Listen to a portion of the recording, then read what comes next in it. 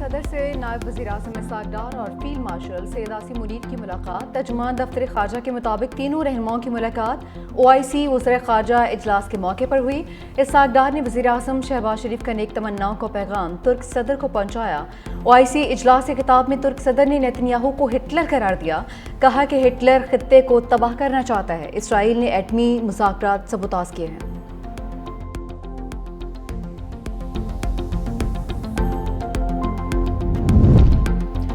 ایوان صدر میں بے نظیر ہنرمند پروگرام کے اجراء کی تقریب۔ صدر آصف علی زرداری نے کہا کہ BISP کے تحت تعلیم سمیت تمام حقوق فراہم کیے جا رہے ہیں۔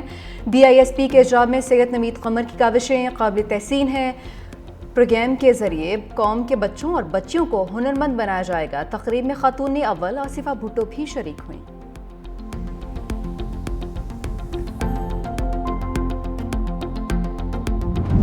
اسرائیل کے ایران اور غزہ پر حملے ناقابل قبول قرار۔ اسرائیلی جارحیت پر مسلم امہ یکجا۔ چیئرمین OIC نے اتحاد بین المسلمین ناگزیر قرار دے دیا۔ استنبول میں وزرائے خارجہ اجلاس سے خطاب میں چیئرمین حسین ابراہیم طاہا کی اسرائیلی جارحیت کی شدید الفاظ میں مذمت۔ ایران اسرائیل کشیدگی فوری ختم کرنے اور بات چیت کے ذریعے تنازع کا حل نکالنے کا مطالبہ۔ کہا اقوام متحدہ کی قراردادوں کے مطابق ہر ملک کو اپنے دفاع کا حق ہے۔ 15 جون سے خطے میں کشیدگی مزید بڑھ گئی۔ چیئرمین کا اسرائیل کے خلاف OIC کے فیصلوں پر عمل درآمد کا بھی مطالبہ۔ وزرائے خارجہ اجلاس میں پاکستان کی نمائندگی اسحاق ڈار کر رہے ہیں۔ ایرانی وزیر خارجہ عباس عراقچی اور نائب وزیر اعظم اسحاق ڈار ایک ساتھ بیٹھے ہیں۔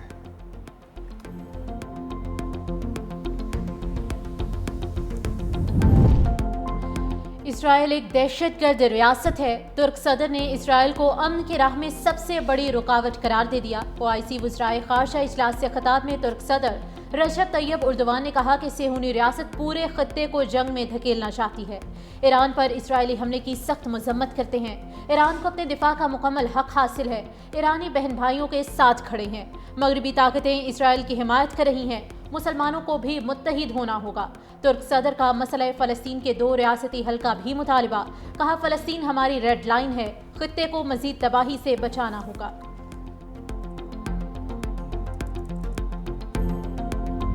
ایران کا اسرائیل کے خلاف آپریشن وعدہ صادق سوم جاری۔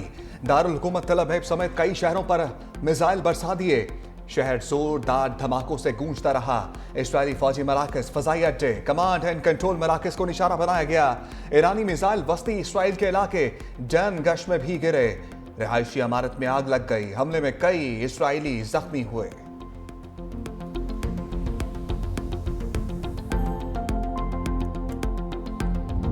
اسرائیل کے ایران پر حملے جاری۔ فوجی اڈوں، ایٹمی ری ایکٹر کو نشانہ بنانے کا دعویٰ۔ میزائل حملے میں ایٹمی سائنسدان اسرائیلی حملے میں شہید۔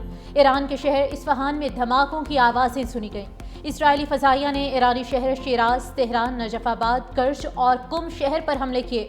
2 افراد جاں بحق اور درجنوں زخمی ہوئے۔ اسرائیلی وزیر دفاع کا قدس فورس کے سربراہ سعید یزد اور ڈرون ونگ کے کمانڈر امین پرجوت کو شہید کرنے کا دعویٰ۔ اسرائیلی جنرل نے انتباہ کیا کہ ایران کے ساتھ جنگ طویل ہو سکتی ہے۔ عوام تیار رہیں، مزید مشکل دن آنے والے ہیں۔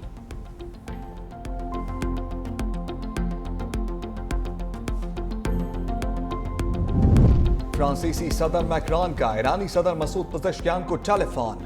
دونوں رہنماؤں نے خطے کی موجودہ صورتحال پر تبادلہ خیال کیا۔ کہا ایران کو کبھی ایٹمی ہتھیار حاصل کرنے کی اجازت نہیں دی جا سکتی۔ ایران کو ایٹمی پروگرام پر امن ہونے کی ضمانت دینا ہوگی۔ پوری طاقتیں ایران سے جوہری پروگرام پر مذاکرات تیز کریں۔ جنگ سے نکلنے کا راستہ موجود ہے۔ ایرانی صدر نے کہا تہران کا ایٹمی پروگرام پر امن مقاصد کے لیے ہے۔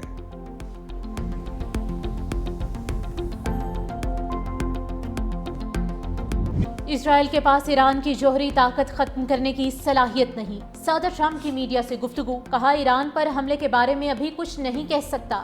ایران میں زمینی افواج اتارنا آخری حل ہوگا۔ ڈائریکٹر انٹیلیجنس ایرانی ایٹمی ہتھیاروں سے متعلق غلط ہیں۔ ایران کی ایٹمی صلاحیت بارے تلسی نے غلط کہا تھا۔ مجھے لگتا ہے ایران ایٹمی طاقت بننے کے قریب تھا۔ یقین ہے ایران یورپ کے بجائے امریکہ سے بات کرے گا۔ دیکھتے ہیں کیا ہوتا ہے۔ مذاکرات سے پہلے سیز فائر چاہتا ہوں۔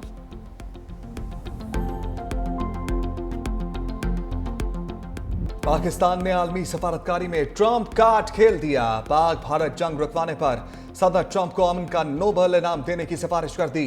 حکومتی اعلامیے میں کہا گیا ٹرمپ کی مداخلت سے پاک بھارت کشیدگی کم ہوئی اور جنگ کا خطرہ ٹل گیا۔ امریکی صدر نے پاک بھارت جنگ رکوانے میں قائدانہ کردار ادا کیا۔ صدر ٹرمپ کی دور اندیش قیادت نے اسلام آباد اور نئی دلی کے ساتھ سفارتی رابطے استوار کیے۔ عالمی برادری نے بھارت کی بلا اشتعال جارحیت دیکھی۔ صدر ٹرمپ کی حکمت عملی سے تیزی سے بگڑتی صورتحال پر قابو پایا جا سکا۔ صدر ٹرمپ کو 2026 کا نوبل پرائز دے کر خراج تحسین پیش کیا جائے۔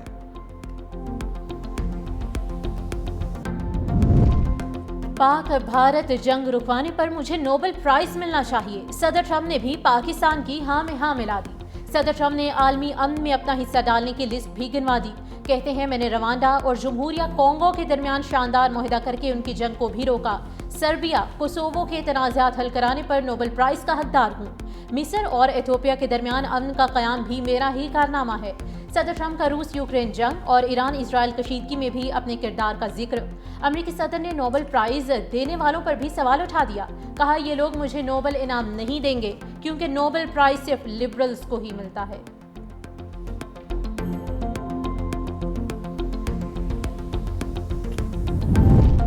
ایران کے ممکنہ جوابی حملے کا خوف۔ امریکہ نے قطر میں ایئر بیس سے اپنے طیارے ہٹا لیے۔ سیٹلائٹ تصاویر منظر عام پر آ گئیں۔ ایران اسرائیل جنگ سے قبل ایئر بیسز پر کئی طیارے موجود تھے، اب کوئی طیارہ موجود نہیں۔ امریکی حکام نے تصدیق کرتے ہوئے کہا طیارے ایرانی حملوں کی زد میں آ سکتے تھے۔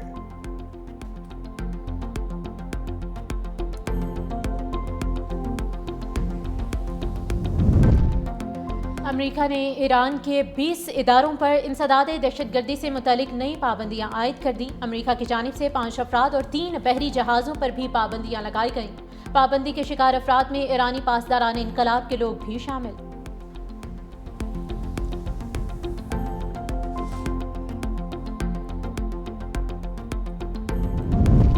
جنگ بندی کی درخواست بھارت نے کی۔ پاکستان نے بھارت کا جھوٹا پروپیگنڈا سختی سے مسترد کر دیا۔ ترجمان دفتر خارجہ نے کہا پاکستان نے بھارتی جارحیت کا فیصلہ کن جواب دیا۔ جنگ بندی کی درخواست بھارت نے کی۔ 10 مئی کی صبح 8:15 بجے امریکی وزیر خارجہ مارکو روبیو نے جنگ بندی کی پیشکش کی۔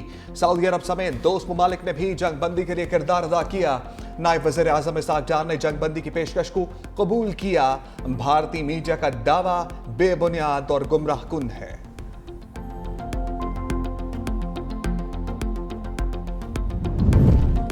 مودی سرکار کی ہٹ دھرمی برقرار۔ بھارتی وزیر داخلہ امت شاہ کا سنتاس معاہدہ بحال کرنے سے انکار۔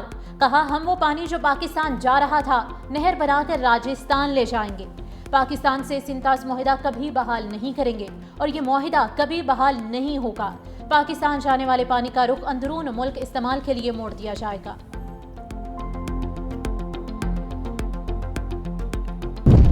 اور نیشنز ہاکی کا فائنل میں پاکستان کو شکست۔ نیوزی لینڈ نے پاکستان کے خلاف 6 گولز کیے۔ شاہین صرف 2 گولز ہی کر سکے۔ پہلا گول ذکر حیات، دوسرا سفیان خان نے کیا۔